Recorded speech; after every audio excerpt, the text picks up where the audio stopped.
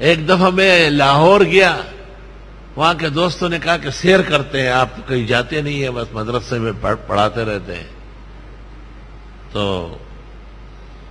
سیر کرتے ہیں لاہور کی، کہاں سے شروع کریں؟ میں نے کہا رائے سے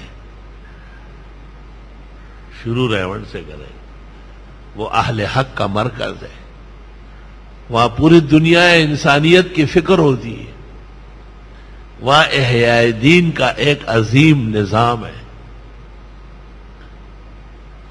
میں وہاں گیا اور میں نے وہاں چکر لگایا، مغرب کے آس پاس کی طارق جمیل کو میں نے دیکھا، دور سے مجھے سلام کیا، بعد میں تو یہاں آنے لگا، سب جمعے یہاں پڑھتے رہا، اب کہیں حج اور عمرے کے لیے جاتا ہے تو اجازت لیتا ہے، دعائیں لیتا ہے، بہت ادب و احترام ظاہری کرتا ہے۔ اس وقت دور سے مجھے ایسا کیا، سر راہ ملاقات بھی اکثر، اس نے دیکھا بھی نہیں، ہم نے پکارا بھی نہیں، لیکن مولانا احسان صاحب واقعی امت کا محسن ہے۔ اس نے مجھے کہا کب آئے ہو؟ میں نے کہا 1 گھنٹہ ہو گیا۔ کہا بھائی عبدالوہاب سے تو مل لو۔ میں نے کہا مغرب کا، مغرب ان کے کمرے میں پڑھ لیتے ہیں نا۔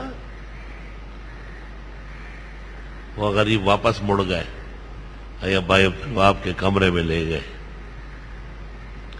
مغرب کی نماز کے بعد بھائی عبدالوہاب کے بیان کا اعلان ہوا، لیکن بھائی عبدالوہاب کی اللہ تعالی عمر میں برکت دے اور ان کا تبلیغی قد کاٹ دیر تک سلامت رکھے۔ وہ آئے اور کہا آپ سے باتیں بھی بہت ضروری، یہ بھی بہت ضروری ہے۔ اس وقت اس شخص کو بہت تیز کشف ہوا، نہایت تیز کشف، میں نے ایسا دیکھا نہیں۔ اور 2 گھنٹے کی مجلس میں اس نے مولانا مفتی محمود اور یوسف بن نوری کی کرامات بیان کی، تیز ترین کشف ہوا ہے۔ اتنی زیادہ محنت اور اللہ کے دین کی فکر کرنے کے بعد زڑچ خدے کاندی روحان جام د جمشی اور پدی جام کے ورخکارا تمام عالم شی۔ میں بھی بڑا حیران ہو گیا۔ ان میں سے ایک واقعہ یہ سنایا کہ ایک ملک میں ہم تبلیغ کے لیے گئے اور اتفاق سے نظام الدین کے بزرگ بھی ساتھ تھے، ہندوستان والے، بہت موقر جماعت بنی، لیکن ہمارے وہاں پہنچتے ہی اس ملک کی طرف سے اعلان ہوا کہ یہاں کسی اسلامی تبلیغ کی اجازت نہیں ہے، اور یہ حالت تھی کہ کوئی شخص ہم سے کھڑے ہو کے بات نہیں کر رہا تھا۔ ہم بہت پریشان تھے، اپنے ہوٹلوں میں ٹھہرے ہوئے تھے، مسجد میں جائے تو وہ معذرت کرے، کسی دکاندار کسی اور سے تو وہ کہے کہ آپ کو پتہ نہیں کتنا سخت اعلان ہوا ہے۔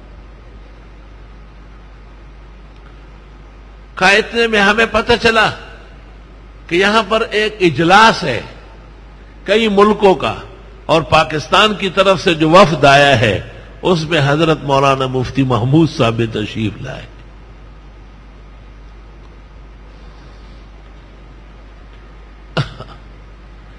بھائی عبدالوہاب نے کہا کہ ہم نے ایڑی چوٹی کا زور لگایا اور ہم حضرت مفتی صاحب کی خدمت میں پہنچ گئے اور ان کو اپنا تمام سرگزشت داستان درد و غم سنایا۔ کہ حضرت مفتی صاحب بے انتہا فکر مند ہو گئے اور انہوں نے کہا آپ دعا کریں، میں کوشش کرتا ہوں، یہ پابندی آپ سے فوراً ہٹواتا ہوں۔ چنانچہ اجلاس شروع ہوا، ملکوں کا جو حکمران اور ان کے وفود آئے تھے ان کا اجلاس شروع ہوا۔ اجلاس کا ایجنڈا تھا عالم میں قیام امن اور دہشت اور وحشت کیسے ختم ہوگی۔ حضرت مفتی صاحب نے گزارش کی کہ مجھے اس پر بولنے کا موقع دیا جائے۔ پاکستان کے مندوب کی حیثیت سے آپ نے تقریر کی اور آپ نے امن کی ضرورت، امن کی فضیلت، امن کا ماحول، امن کے قیام کے وجوہ، امن کو نقصان پہنچنے والے وجوہ، تو انہوں نے کہا یہ کس طرح ہوگا؟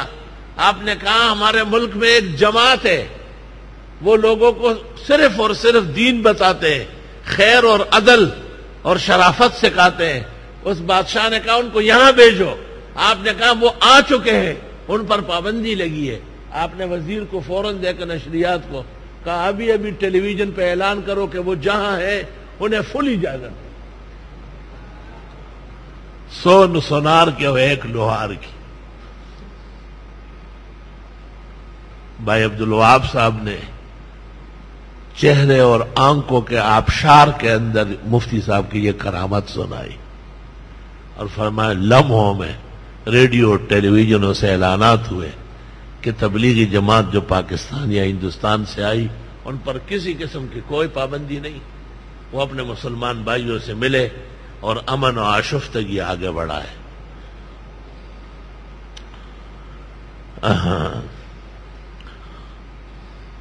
تبلیغی موقف اور ان کے بعض وجوہ کی اصلاح علماء پر فرض ہے، لیکن اس سے کوئی کم دید اور نادید یہ سمجھے کہ ہم ان کے مخالف ہیں یا وہ اور ہم اور ہیں، اس جیسے اجہل الجاہلین دنیا میں نہیں ہو۔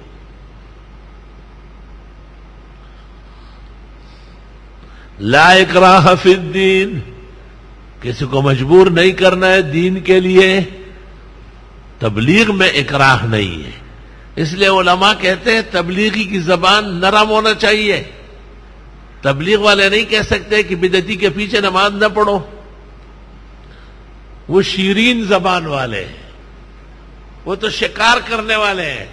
شکاری وہی سیٹی بجاتا ہے جو پرندہ پسند کرتا ہے،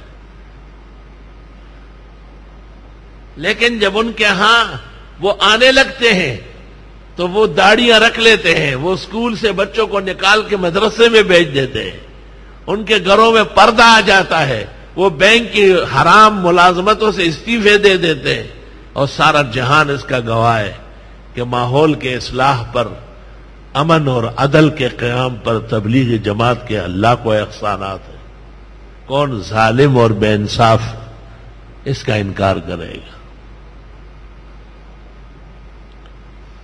وہ یہ نہیں کہتے ہیں کہ آپ چندہ دیں، لیکن وہ کہتے ہیں کہ آپ خود چلے، بندہ دے، جب آپ چلیں گے تو پیسے ساتھ جائیں گے۔ بڑے ہوشیار ہے، چندہ نہیں مانگتے۔ سعید قادری جب بدعتی ہو چکا تھا تو لوگوں سے کہتا تھا یہ چندہ نہیں مانگتے، بندہ مانگتے ہیں۔ بندہ اس لیے مانگتے ہیں کہ جب بندہ ہاتھ آئے سب کچھ آ جائے گا۔